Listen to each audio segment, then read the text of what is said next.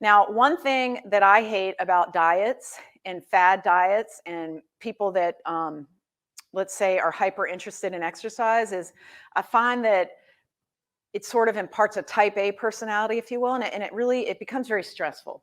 So if you're stressing out about every calorie in a pack of ketchup, right? Or if you've got to whip your phone out when you're grocery shopping and check your points all the time, although that works great for some people, that diet works wonderfully for my mother.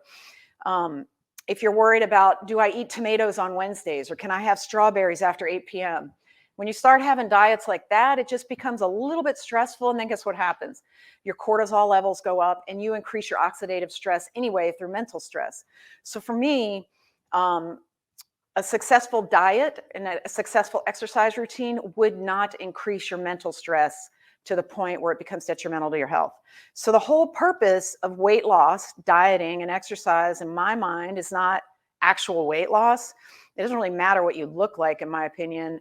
Um, Although looking good has certain health benefits mentally, of course.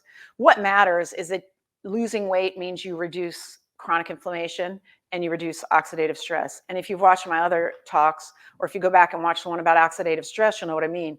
All day long, your mitochondria are producing byproducts, sort of like exhaust out of a car when you're running the engine.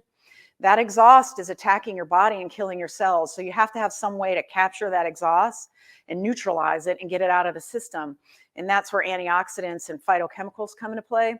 And then chronic inflammation is just low-grade autoimmune type disorders. You're just constantly attacking yourself with proteins called cytokines.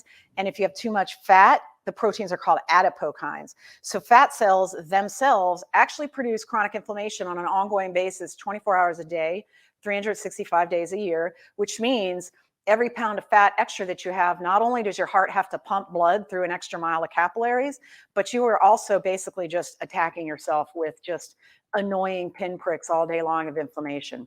So for my goal, this is all about optimal health. This has nothing to do with if you were a size 10, a size 1X, whatever. That doesn't matter. You've got to look at the big picture, which is helping your brain, your heart, your arteries with reductions in chronic inflammation and oxidative stress.